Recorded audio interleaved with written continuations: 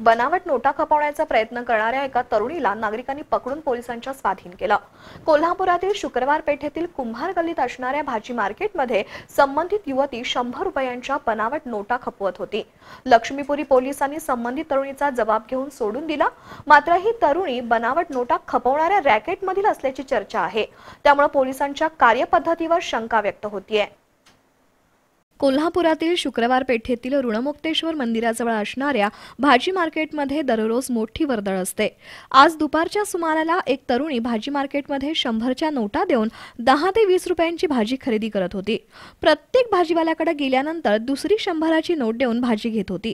काही महिला भाजी विक्रेत्यांकडून भाजी घेतल्यानंतर ती युवती दुसऱ्या भाजी विक्रेत्यांकडून पुन्हा 100ची नोट देऊन भाजी खरेदी करत होती।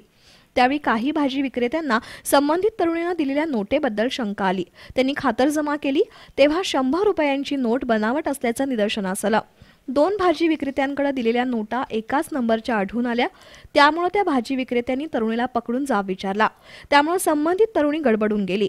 या मार्केटमध्ये राहणारे सुनील कुंभार, विनायक कातवरे, रवींद्र पुरेकर, उदय वासकर, कविराज संगपाळ, अभिजित वागवेकर, अमोल थोरात, अंबुताई वासकर, राजश्री पाडळकर, पिंटू पुरेकर यांनी त्या तरुणीला पकडून जाब विचारला। सुरुवातीला तिने उडवाउडीची उत्तर देण्याचा प्रयत्न केला। अखेर तरुणीच्या पर्सची झडती घेतली असता 4 100च्या बनावट नोटा तर 10, 20 आणि 50 रुपयांच्या चलनी नोटा आढळून आल्या। संबंधित तरुणीला नाव विचारल्यानंतर वेगवेगळी नावं सांगून तिने वेळ मारून नेण्याचा प्रयत्न केला। नागरिकांनी तिला पकडून ठेवून लक्ष्मीपुरी पोलिसांना फोन केला।